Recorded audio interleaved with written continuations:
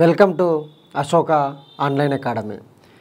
ఈరోజు మన ప్రశ్నలకు సంబంధించినటువంటి లెసన్ వచ్చేసి రాజ్యాంగ పరిషత్. రాజ్యాంగ పరిషత్కు సంబంధించినటువంటి కొన్ని ప్రశ్నలను మనం తెలుసుకుందాం. దానిలో భాగంగా మొదటి ప్రశ్న, ఈ క్రింది సంఘటనలను కాలానుక్రమంలో అమర్చుము. ఆప్షన్ ఏ, యంగ్ ఇండియా పత్రికలో గాంధీ రాజ్యాంగ పరిషత్ గురించి ప్రస్తావన. Option B, Nehru report. Option C, M N Roy రాజ్యాంగ పరిషత్ గురించి ప్రస్తావన. ఆప్షన్ డి, జిన్నా యొక్క 14 సూత్రాలు. Option E, Annie Besant Commonwealth of India bill ప్రవేశము.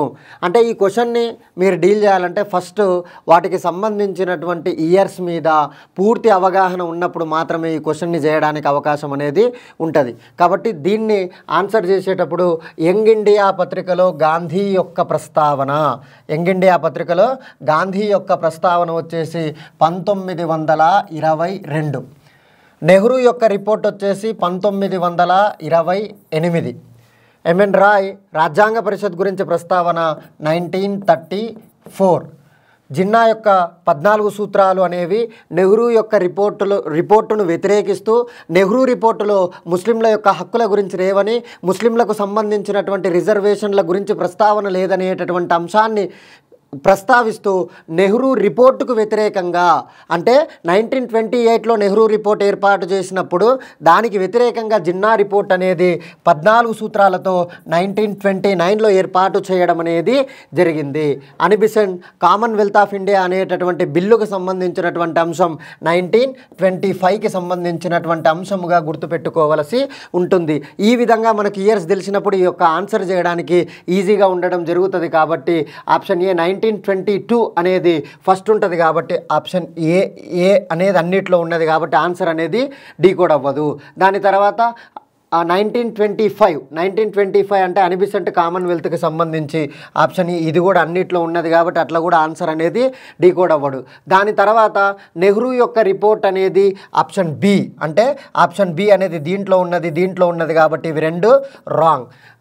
Nehru report తర్వాత జిన్నా రిపోర్ట్ 1929 కాబట్టి జిన్నా రిపోర్ట్ అంటే డి, అంటే ఈ ఆప్షన్ అనేది మనకు కరెక్ట్గా ఇవ్వడం జరిగింది అనేటటువంటి అంశాన్ని, అంటే ఇలాంటి కొన్ని క్వశ్చన్లు చేసేటప్పుడు ఖచ్చితంగా మనకు వాటి మీద అవగాహన ఉన్నప్పుడు మాత్రమే చేయడానికి అవకాశం అనేది ఉంటుంది. కాబట్టి నెక్స్ట్ రెండవ క్వశ్చన్ని కనుక మనం చూసినట్లయితే దానిలో భాగంగా ఈ క్రింది సంఘటనలను సరి అయిన క్రమంలో అమర్చుము. ఆప్షన్ ఏ, లార్డ్ బెర్కెన్హెడ్ భారతీయులకు సవాల్ చేయడం.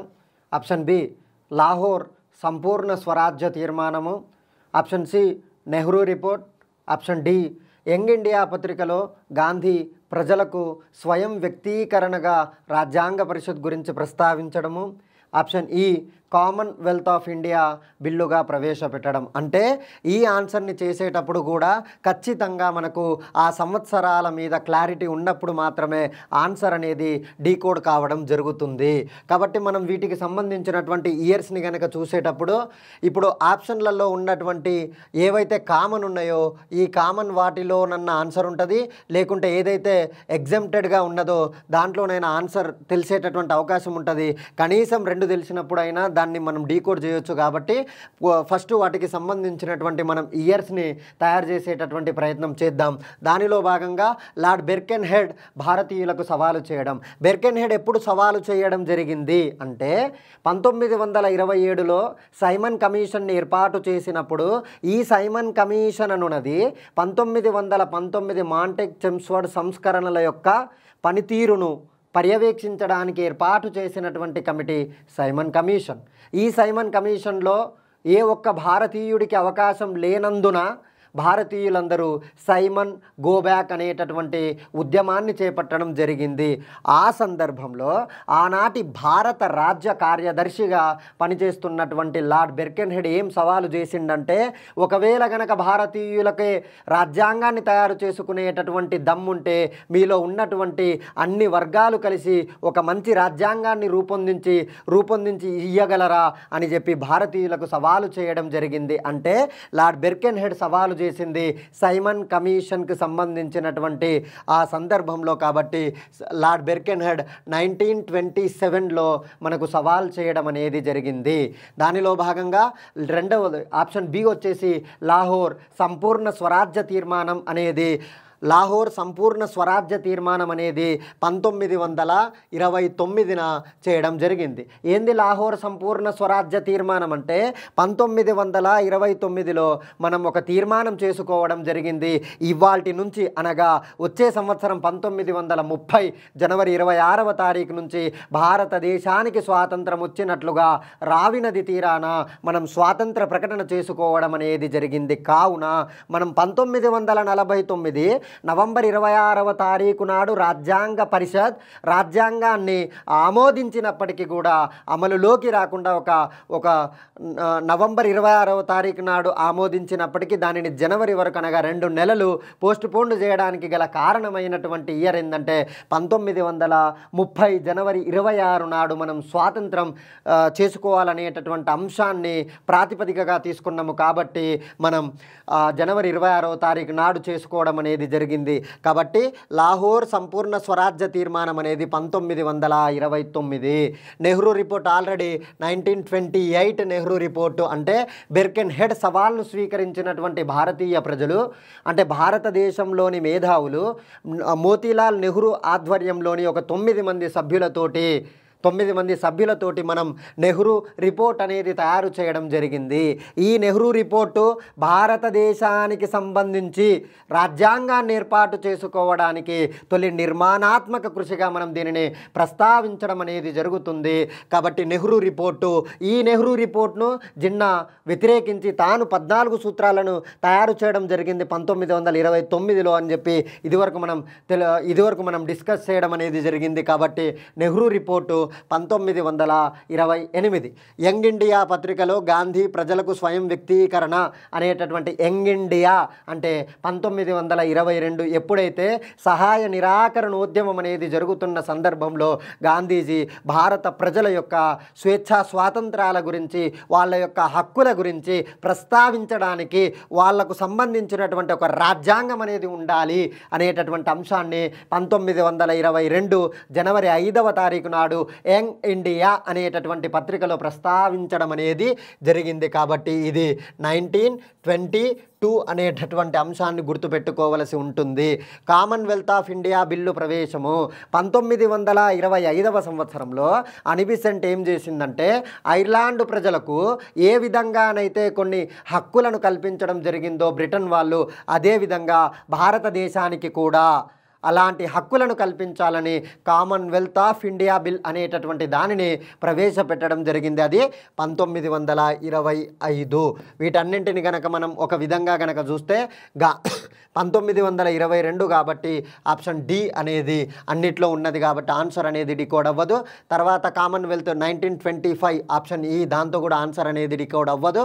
తర్వాత లార్డ్ బెర్కెన్హెడ్ అనేటటువంటిది 1927 కాబట్టి ఆప్షన్ ఏ. కాబట్టి ఇవి 2 ఆన్సర్ అయ్యేటటువంటి అవకాశం ఉంటుంది కాబట్టి ఇవి 2 తప్పు. తర్వాత 1927 తర్వాత సి నెహ్రూ రిపోర్ట్కి సంబంధించింది కాబట్టి సి నెహ్రూ రిపోర్ట్ అనేది 1928 కాబట్టి ఆప్షన్ 1 అనేది మనకు సంబంధించినటువంటి అంశము. అంటే మొదటి క్వశ్చన్ని కానీ రెండవ క్వశ్చన్ని కానీ మనం డీల్ చేసేటప్పుడు ఖచ్చితంగా వాటికి సంబంధించిన అంటే రాజ్యాంగ పరిషత్ యొక్క పరిణామక్రమం అనేటటువంటి దాని మీద మనకు పూర్తి అవగాహన ఉన్నప్పుడు మాత్రమే ఇలాంటి వాటిని మనం డీల్ చేయవచ్చును అనేటటువంటి అంశాన్ని మనం గుర్తుపెట్టుకోవలసి ఉంటుంది. 2 క్వశ్చన్ల తర్వాత మూడవ క్వశ్చన్ దగ్గరికి పోదాం. మూడవ క్వశ్చన్ని గనక చూసినట్లయితే మూడవ క్వశ్చన్ ఈ కింది వాణిని సరి అయిన క్రమంలో అమర్చుము.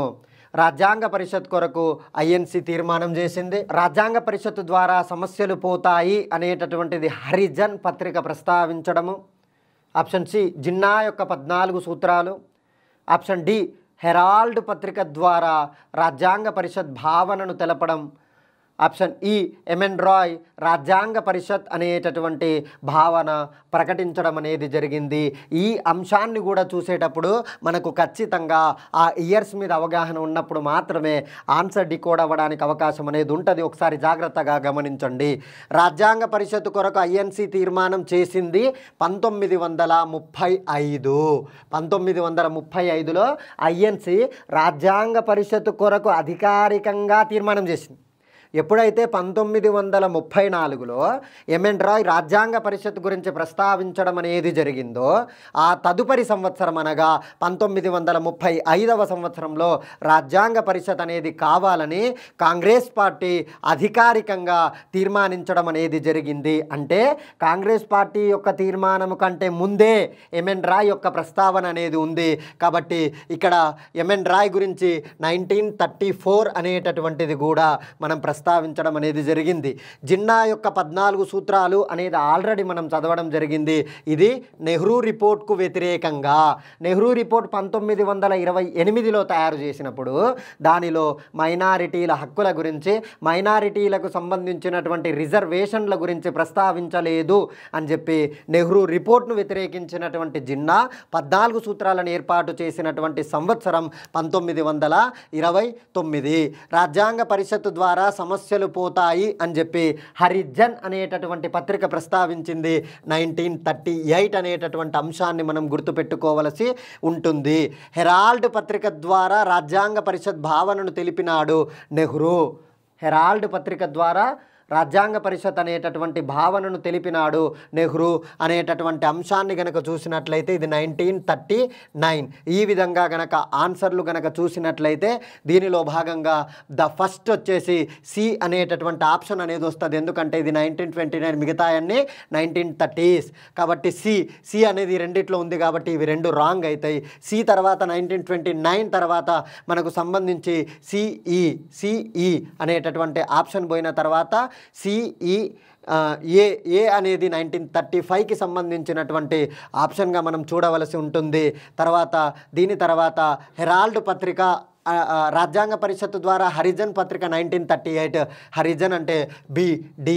ఈ విధంగా మనకు ఆప్షన్ 4 అనేది ఆన్సర్ అయ్యేటటువంటి అవకాశం ఉంటుంది. ఈ విధంగా మనం వాటి యొక్క కాలానుక్రమం గురించి మనం ప్రస్తావించడం అనేది జరిగింది. తదుపరి ప్రశ్నను గనక చూసినట్లయితే దానిలో భాగంగా 4వ ప్రశ్నను చూద్దాము. 4వ ప్రశ్న దేని మీద ఇచ్చిర్రు? మోతీలాల్ నెహ్రూ కమిటీలో సభ్యుల గురించి ఇచ్చిండు. అంటే 1927లో సైమన్ కమిషన్ ఏర్పాటు చేసినప్పుడు ఆ సైమన్ కమిషన్లో ఏ ఒక్క భారతీయునికి అవకాశం లేకపోవడంతో మనం సైమన్ గో బ్యాక్ అనేటటువంటి ఒక ఉద్యమాన్ని చేపట్టడం జరిగింది. ఆ సైమన్ గో బ్యాక్ అనేటటువంటి ఉద్యమాన్ని తీవ్రంగా వ్యతిరేకించినటువంటి ఆనాటి భారత రాజ్య కార్యదర్శి అయినటువంటి లార్డ్ బెర్కెన్ హెడ్ అనేటటువంటి వ్యక్తి భారతీయులకు సవాల్ విసరడం జరిగింది. ఒకవేళ గనక మీకు అంత తెలివి గనక ఉంటే మీరే ఒక ప్రత్యేకంగా ఒక రాజ్యాంగాన్ని ఏర్పాటు చేయమని చెప్పినప్పుడు మనం ఒక 9 మంది సభ్యులతోటి కలిసి 1928లో నెహ్రూ రిపోర్ట్ను తయారు చేయడం అనేది జరిగింది. ఆ నెహ్రూ రిపోర్టులో ఉన్నటువంటి సభ్యుల మీద ప్రశ్న అడగడం జరిగింది. దానిలో భాగంగా option A Tej Bahadur Sapru, option B Subhash Chandrabose, option C Shoaib Qureshi, option D Maulana Abul Kalam Azad, Lala Lajpat Rai. ఈ 5గురి పేర్లను ఇవ్వడం జరిగింది. దానిలో భాగంగా ఆప్షన్ ఏ తేజ్ బహదూర్ సఫ్రో అనేటటువంటి వ్యక్తి దాంట్లో ఉన్నాడు. నెక్స్ట్ సుభాష్ చంద్రబోస్ కూడా భాగంగా ఉండడం అనేది జరిగింది. ముస్లింల తరపున ఉన్నటువంటి వ్యక్తులు ఎవరంటే షోయబ్ ఖురేషి అనేటటువంటి వ్యక్తి ఉన్నాడు, ఇమాం అనేటటువంటి వ్యక్తి ఉన్నాడు. కాబట్టి ఇందులో షోయబ్ ఖురేషి అనేటటువంటి వ్యక్తి ఉన్నాడు కానీ మౌలానా అబుల్ కలాం ఆజాద్ అనేటటువంటి వ్యక్తి దీంట్లో మోతీలాల్ నెహ్రూ రిపోర్ట్లో ఇతను లేడు, ఆ కమిటీలో ఇతను లేడు అనేటటువంటి అంశాన్ని మనం జాగ్రత్తగా పరిశీలించవలసి ఉంటుంది. లాలా లజపతి రాయ్ అనేటటువంటి వ్యక్తి కూడా ఉండడం జరిగింది. ఈ విధంగా మొత్తం 1928 నెహ్రూ రిపోర్టులో 9 మంది సభ్యులతో ఏర్పాటు చేసినటువంటి నెహ్రూ కమిటీలో ఉన్నటువంటి సభ్యుల గురించి ఇవ్వడం జరిగింది. కాబట్టి ఆప్షన్ డి అనేది ఉండదు. దేంట్లో అయితే ఆప్షన్ డి అనేది ఉండదో అది మనకు ఆన్సర్ అయ్యేటటువంటి అవకాశం ఉంటుంది. కాబట్టి ఆప్షన్ 3లో 3 అనేది మనకు ఆన్సర్గా చూడవలసి ఉంటుంది. ఈ విధంగా ప్రతి ఒక్క పదాన్ని మనం కూలంకషంగా చర్చించినప్పుడు మాత్రమే మనకు ఆన్సర్ డి కూడా అయ్యేటటువంటి అవకాశం ఉంటుంది అనేటటువంటి అంశాన్ని మనం జాగ్రత్తగా పరిశీలించవలసి ఉంటుంది. 4 క్వశ్చన్లు అయిపోయినాయి. తర్వాత 5వ క్వశ్చన్ని గనక చూస్తే 5వ క్వశ్చన్ ఏమిచ్చిండు మనకు, సంపూర్ణ స్వరాజ్య తీర్మానము ఏ నది ఒడ్డున జరిగింది? ఆప్షన్ ఏ సట్లేజ్ నది, ఆప్షన్ బి బియాజ్ నది, ఆప్షన్ సి జీలం నది, ఆప్షన్ డి రావి నది. మనం 5వ ప్రశ్న గురించి చర్చించేటటువంటి సందర్భంలో 1929 లాహోర్లో రావి నది తీరాన ఏమని చదివినాం మనం? రావి నది తీరాన సంపూర్ణ స్వరాజ్య తీర్మానాన్ని ప్రవేశపెట్టడం జరిగింది. అంటే రాబోయేటటువంటి సంవత్సరం అనగా 1930 జనవరి 26వ తారీఖు నుంచి భారతదేశానికి స్వాతంత్రం వచ్చినట్లుగా మనం ప్రకటన చేసుకోవడం అనేది జరిగింది. కాబట్టి 1949 నవంబర్ 26వ తారీఖు నాడు రాజ్యాంగ పరిషత్ యొక్క రచన పూర్తయి ఆమోదించబడినప్పటికీ మనం 1950 జనవరి 26వ తారీఖు అనేటటువంటి అంశాన్ని మనం అది గుర్తుపెట్టుకోవడానికి గుర్తుంచుకోవడానికి దానికి చారిత్రక తేదీగా ప్రకటించుకోవడానికి కారణం 1930 జనవరి 26వ తారీఖు నాడు మనం స్వాతంత్రం చేసుకుంటామని చెప్పి ప్రకటన చేసినాము. కాబట్టి 50 జనవరి 26వ తారీఖు నుంచి మనం చేసుకోవడం అనేది జరిగిందంటే ఇక్కడ ఏ నదీ తీరాన, ఇది బేసిక్ బిట్టే, ఏ నదీ తీరాన అంటే లాహోర్లో తీర్మానం చేసిర్రు రావి నది తీరాన అనేటటువంటి అంశాన్ని మనం గుర్తుపెట్టుకోవలసి ఉంటుంది. 5 క్వశ్చన్లు అయిపోయిన తర్వాత మనం 6వ క్వశ్చన్ని గనక చూసినట్లయితే 6వ క్వశ్చన్కి సంబంధించినటువంటి అంశము ఇది కూడా సరి అయిన కాలక్రమంలో అమర్చుము అనేటటువంటి అంశాన్ని మనం గుర్తుపెట్టుకోవలసి ఉంటుంది. ఏమంటున్నాడు? ఈ క్రింది వాటిని సరి అయిన క్రమంలో అమర్చుము. ఏంటిదంట సరి అయిన క్రమంలో? 1 క్యాబినెట్ మిషన్ ఏర్పాటు చేయడం, option B C R formula, option C Cripps ప్రతిపాదనలు, ఆప్షన్ డి ఆగస్టు ప్రతిపాదనలు అనేటటువంటి అంశాన్ని మనం జాగ్రత్తగా గుర్తుపెట్టుకోవలసి ఉంటుంది. దీనిలో భాగంగా మనం చూడవలసినటువంటి అంశాలు ఏంటంటే క్యాబినెట్ మిషన్ ఏర్పాటు చేసింది 1945 అనేటటువంటి అంశాన్ని మనం గుర్తుపెట్టుకోవలసి ఉంటుంది. క్యాబినెట్ మిషన్ ఏర్పాటు చేసింది 1945. సిఆర్ ఫార్ములాని ఏర్పాటు చేసింది 1944. క్రిప్స్ ప్రతిపాదనలు అనేవి 1942వ సంవత్సరము. క్రిప్స్ ప్రతిపాదనలు ఎప్పుడు? 1942. క్రిప్స్ ప్రతిపాదనలనే గాంధీజీ మూయడానికి సిద్ధంగా ఉన్నటువంటి బ్యాంకులో వేసినటువంటి ఒక చెల్లని చెక్కు లాంటిదని క్రిప్స్ ప్రతిపాదనలను మనం తీవ్రంగా వ్యతిరేకించడం అనేది జరిగింది. 1940వ సంవత్సరంలో లార్డ్ లీన్ లితిగో అనేటటువంటి వ్యక్తి ఆగస్టు ప్రతిపాదనలను చేయడం అనేది జరిగింది. కాబట్టి ఆగస్టు ప్రతిపాదనలు 1940. కాబట్టి ఈ విధంగా మనం చూసినట్లయితే 1940 అనేది ఫస్ట్ రావాలి, ఆప్షన్ డి అనేది ఫస్ట్ రావాలి. కాబట్టి డి అనేది ఒక్క దాంట్లోనే ఉన్నది కాబట్టి ఇది మనకు ఆన్సర్గా చూడవలసి ఉంటుంది. అంటే మీరు జాగ్రత్తగా అబ్జర్వ్ చేయవలసినటువంటి అంశం ఏంటంటే మనము చేసినటువంటి ప్రశ్నలలో అనేక ప్రశ్నలు వాటి యొక్క కాలానుక్రమం మీద అడగడం జరిగింది. కాబట్టి వాటన్నింటినీ ఒకటే దగ్గర ఒకసారి రఫ్గా చూద్దాం. దానిలో భాగంగా 1922 గాంధీ యంగ్ ఇండియా పత్రిక, 1925 Annie Besant Commonwealth of India bill, 1928 Nehru report, 1929 Jinnah యొక్క సూత్రాలు అండ్ ఇదే 1929న రావి నది తీరాన సంపూర్ణ స్వరాజ్య తీర్మానము, 1930 జనవరి 26వ తారీఖు నాడు మనం స్వాతంత్రాన్ని ప్రకటించుకోవడం అనేది జరిగింది. 1934లో ఎమెన్ రాయ్ రాజ్యాంగ పరిషత్ గురించి ప్రస్తావన. 1935లో ఐఎన్సి రాజ్యాంగ పరిషత్ గురించి తీర్మానం చేయడం అనేది జరిగింది. ఇవన్నీ అయిపోయిన తర్వాత 1938 వచ్చేసి హరిజన్ పత్రికలో గాంధీ ప్రస్తావన. 1939 హెరాల్డ్ పత్రికకు సంబంధించినటువంటి అంశము. హెరాల్డ్ పత్రిక 1940 ఆగస్టు ప్రతిపాదనలు. 1940 ఆగస్టు ప్రపోజల్స్ బై లార్డ్ లిథిగో అనేటటువంటి 1942 క్రిప్స్ ప్రతిపాదనలు. 1942 క్రిప్స్ ప్రతిపాదనలు. 1945 క్యాబినెట్ మిషన్. 1945 cabinet machine. ఈ విధంగా ప్రతి ఒక్క ఇయర్ మీద మనకు సంపూర్ణ అవగాహన ఉన్నప్పుడు మాత్రమే దాదాపు 3-4 క్వశ్చన్లు మనం ఆన్సర్ డీకోడ్ చేసేటటువంటి అవకాశం అనేది ఉంటుంది. ఈ విధంగా మనం 6 ప్రశ్నలను కంప్లీట్ చేయడం జరిగింది. తర్వాత 7వ ప్రశ్నని గనక చూస్తే 7వ ప్రశ్న రాజ్యాంగ పరిషత్ నిర్మాణానికి సంబంధించి సరి అయినవి గుర్తించుము అంటే రాజ్యాంగ పరిషత్కి సంబంధించి వాటి యొక్క ఎన్నిక గురించి అడిగినటువంటి ప్రశ్నగా మనం చూడవలసి ఉంటుంది. ఏంటంట రాజ్యాంగ పరిషత్ నిర్మాణానికి సంబంధించి సరి అయినవి గుర్తించుము. ఆప్షన్ ఏ రాజ్యాంగ పరిషత్కు ఎన్నికలు పరోక్ష పద్ధతిలో నిర్వహించినారు. ఆప్షన్ బి బ్రిటిషు పాలిత ప్రాంతాలలో ఉన్నటువంటి శాసనసభ్యులు రాజ్యాంగ పరిషత్ సభ్యులను ఎన్నుకుంటారు. ఆప్షన్ సి స్వదేశీ సంస్థానాల నుండి రాజ్యాంగ పరిషత్కు సభ్యులను నియామకం చేస్తారు. ప్రతి 20 లక్షల మందికి ఒక సభ్యుడు ప్రాతినిధ్యం వహించడం అనేది జరుగుతుంది. Option D. ఈ విధంగా రాజ్యాంగ పరిషత్ యొక్క ఎన్నికకు సంబంధించినటువంటి ప్రశ్నగా మనం దీన్ని చూడవలసి ఉంటుంది.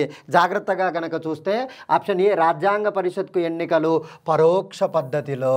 పరోక్ష పద్ధతి పరోక్ష పద్ధతి. ఎందుకంటే రాజ్యాంగ పరిషత్కు ప్రత్యక్ష ఎన్నికల పద్ధతిని వాడలేదు. రాజ్యాంగ పరిషత్కు జరిగినటువంటి ఎన్నికలు పరోక్ష పద్ధతిలో 1 ఓటు ట్రాన్స్ఫరబుల్ సిస్టమ్ అనేటటువంటి పద్ధతిలో జరిగింది. జాగ్రత్తగా కనుక మీకు కాన్సెప్ట్ ఎక్స్ప్లెయిన్ చేస్తాను, ఒకసారి జాగ్రత్తగా గమనించండి. రాజ్యాంగ పరిషత్కు పరోక్ష పద్ధతిలో ఎన్నికలు జరిగినాయి. బ్రిటిషు పాలిత ప్రాంతాలు ఏవైతే ఉంటాయో ఇక్కడ ఎమ్మెల్యేలు ఉంటారు కదా, ఈ ఎమ్మెల్యేలు రాజ్యాంగ పరిషత్కు సభ్యులను ఎన్నుకున్నారు. తర్వాత స్వదేశీ సంస్థానాలు ఉంటాయి కదా, స్వదేశీ సంస్థానాలు వచ్చేసి నియామకం చేసిర్రు. అయితే ఈ ఎన్నిక చేసేటప్పుడు నియామకం చేసేటప్పుడు ప్రతి 10 లక్షల మందికి ఒక సభ్యుడిని అంటే జనాభాను ప్రాతినిధ్యంగా ప్రతి 10 లక్షల మంది సభ్యుడికి ఒక సభ్యుడిని ప్రతి 10 లక్షల మందికి ఒక సభ్యుడిని ప్రాతినిధ్యం వహించే విధంగా ఇది కాన్సెప్ట్. ఇది కాన్సెప్ట్లో భాగంగా ఒకటోది పరోక్ష పద్ధతిలో ఎస్ ఆప్షన్ రైట్. బ్రిటిష్ పాలిత ప్రాంతాలలో ఉన్నటువంటి శాసనసభ్యులు రాజ్యాంగ పరిషత్ సభ్యులను ఎన్నుకుంటారు. ఎస్ ఆప్షన్ బి అనేది కూడా రైట్. స్వదేశీ సంస్థానాల నుండి రాజ్యాంగ పరిషత్కు స్వదేశీ సంస్థానాల నుండి నియామకం. ఎందుకంటే ఇక్కడ ఎమ్మెల్యేలు అనేటోళ్ళు ఉండవు, శాసనసభలు అనేవి ఉండవు కాబట్టి వాళ్ళను నియామకం చేసేటటువంటి ప్రక్రియను చేపట్టడం జరిగింది. ఆప్షన్ డి వచ్చేసి 10 లక్షలు అయితే ఇక్కడ 20 లక్షలు. ఎంత మైన్యూట్ ఇచ్చిండో చూడండి, అబ్జర్వ్ చేయాలా. ప్రతి 10 లక్షల మందికి ఒక సభ్యుడు అయితే అక్కడ ఆప్షన్లో మాత్రం ఆప్షన్ డిలో మాత్రం ప్రతి 20 లక్షల మందికి అని అన్నాడు కాబట్టి ఆప్షన్ డి అనేది రాంగ్ అవుతుంది. ఎందులో అయితే డి లేదో అది మనకు ఆన్సర్ అయ్యేటటువంటి అవకాశం ఉంటుంది కాబట్టి ఏబిసి అంటే ఆప్షన్ 1 అనేది మన యొక్క ఆన్సర్గా అంటే అతని యొక్క దానికి సంబంధించినటువంటి ప్రతి అంశం మీద మనకు అవగాహన ఉన్నప్పుడు మాత్రమే ఆన్సర్ అనేది డీకోడ్ అయ్యేటటువంటి అవకాశం ఉంటుంది. తర్వాత ప్రశ్నని కనుక చూస్తే 8వ ప్రశ్నని కనుక జాగ్రత్తగా గమనించినట్లయితే 8వ ప్రశ్న ఈ క్రింది వాటిలో సరి అయినవి గుర్తించుము.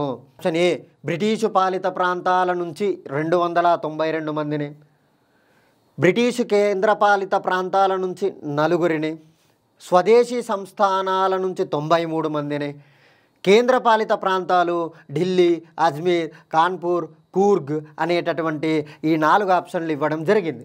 ఈ ఆన్సర్ని చేసేటప్పుడు మనకు అబ్జర్వ్ చేయాల్సినటువంటి అంశం ఏంటంటే ఆనాటి ప్రతి 10 లక్షల మందికి ఒక సభ్యుడు కాబట్టి ఆనాటి భారతదేశం యొక్క జనాభా దాదాపు 39 కోట్లు. కాబట్టి మనల్ని ఏం చేసిరంటే 389 మందిగా డివైడ్ చేయడం జరిగింది. 389 మందిగా డివైడ్ చేయడం జరిగింది.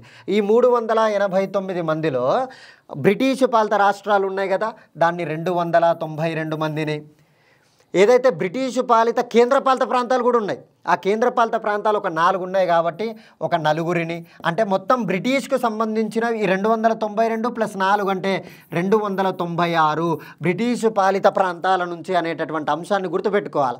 స్వదేశీ సంస్థానాల నుంచి గనక మనం అబ్జర్వ్ చేస్తే అవి ఒక 93 మందిని తీసుకోవడం అనేది జరిగింది. కాబట్టి 296, 93 ఈ విధంగా మనం తీసుకోవడం జరిగింది కదా. ఈ నలుగురి గురించి ఆప్షన్ డి అనేది ఇవ్వడం జరిగింది. ఏమిచ్చిండు? ఢిల్లీ, అజ్మీర్, కాన్పూర్, కూర్గ్. అయితే ఇక్కడ జాగ్రత్తగా చూడాలా. ఢిల్లీ ఉంది, అజ్మీర్ ఉంది, కూర్గ్ ఉంది. కాన్పూర్ కాదు ఇక్కడ, మేవాడ్. కాన్పూర్ కాదు ఇక్కడ, మేవార్ అనేటటువంటి కేంద్రపాలిత ప్రాంతం ఇది ఉన్నది. కాన్పూర్ అనేది లేదు కాబట్టి ఆప్షన్ డి అంత మైన్యూట్గా ఇచ్చిండు. కాబట్టి ఆప్షన్ డి అనేది రాంగ్ అవుతుంది.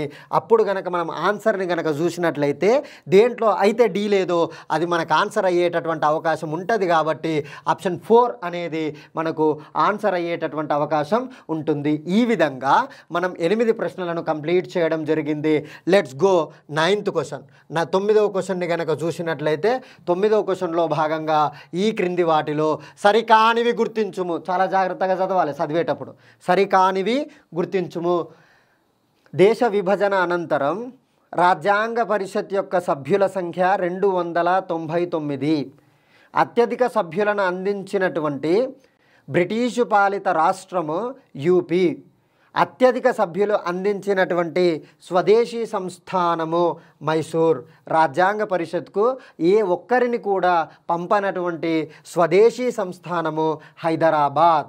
అయితే ఈ నాలుగింటిని గనక మనం అబ్జర్వ్ చేస్తే సరికానివి గుర్తించుము. ఈ విధంగా మనం చాలా తొందరలో సరి అయినవి సరికానివి అనేటటువంటి అంశాలను మనం పట్టించుకోకుండా ఆన్సర్ చేయడం వల్ల కొన్ని ప్రశ్నలను కోల్పోవలసి ఉంటుంది. కాబట్టి జాగ్రత్తగా చదవాలా, ప్రతి పదం మీద గ్రిప్ ఉండాలా. దానిలో భాగంగా ఆప్షన్ ఏ దేశ విభజన అనంతరం రాజ్యాంగ పరిషత్ సభ్యుల సంఖ్య 299. అవును, స్టార్టింగ్లో మనం 389 మంది ఉంటుండే, కానీ 1947 ఆగస్టు 15వ తారీఖు నాడు భారతదేశానికి స్వాతంత్రం వచ్చిన తర్వాత ఈ 389ని కాస్త 299కి తగ్గించడం అనేది జరిగింది. ఎందుకు తగ్గింది?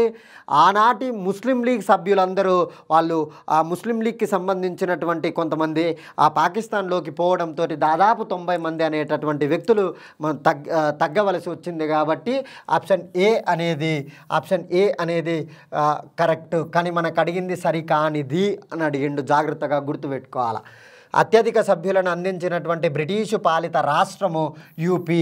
ఎస్, యూపీ అప్పటి నుంచి ఇప్పటి నుంచి ఎప్పటికైనా యూపీ. ఎందుకంటే యూపీ యొక్క జనాభా ఎక్కువ.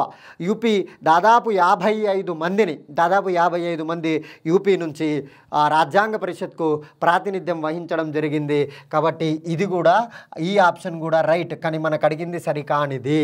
తర్వాత అత్యధిక సభ్యులను అందించినటువంటి స్వదేశీ సంస్థానము మైసూర్ అనేది కూడా అత్యధిక మంది సభ్యులను అందించినటువంటి స్వదేశీ సంస్థానము. అంటే రాష్ట్రాల పరంగా చూస్తే యూపీ, అదే ఒకవేళ స్వదేశీ సంస్థానాల పరంగా గనక చూస్తే మైసూర్. కాబట్టి ఇది కూడా కరెక్టే. కానీ మనల్ని అడిగింది సరికానిది కాబట్టి ఇది జాగ్రత్తగా చూడాలి. ఆప్షన్ డి గనక చూస్తే రాజ్యాంగ పరిషత్కు ఏ ఒక్కరిని కూడా పంపించనటువంటి అతిపెద్ద సంస్థానం ఏంటంటే హైదరాబాద్ సంస్థానం రాజ్యాంగ పరిషత్కు ఏ ఒక్కరిని కూడా పంపలేదు. ఎందుకంటే ఆనాటికి హైదరాబాద్కి స్వతంత్రం అనేది రాలేదు. భారతదేశానికి స్వతంత్రం వచ్చినప్పటికీ కూడా ఈ యొక్క హైదరాబాద్ అనేటటువంటి ప్రాంతం మీర్ ఉస్మాన్ అలీ ఖాన్ 7వ నిజాం చేతిలో ఉన్నది. కాబట్టి అతను శాసనసభలను కానీ ఎన్నికలను కానీ ప్రజలకు ప్రాథమిక హక్కులను కానీ ఎట్టి పరిస్థితుల్లో అంగీకరించడు. కాబట్టి అతను రాజ్యాంగ పరిషత్కు ఒక్క సభ్యుడిని కూడా పంపించలేదు అనేటటువంటి అంశాన్ని మనం గుర్తుపెట్టుకోవాలి. అంటే పాయింట్ ఏంటంటే ఈ 4 ఆన్సర్లు కరెక్టే కరెక్టే, కానీ వాడు అడిగింది సరికానిది. కాబట్టి ఇందులో ఆన్సర్ అనేది నన్ ఆఫ్ ది ఎబో. చాలా జాగ్రత్తగా క్వశ్చన్ చదివేటప్పుడు చాలా జాగ్రత్తగా చూసినప్పుడు మాత్రమే దీన్ని సరికానిదా సరి అయినదా అనేటటువంటి అంశాలను మనం జాగ్రత్తగా పరిశీలించవలసి ఉంటుంది. కాబట్టి తర్వాత క్వశ్చన్ని కనుక చూస్తే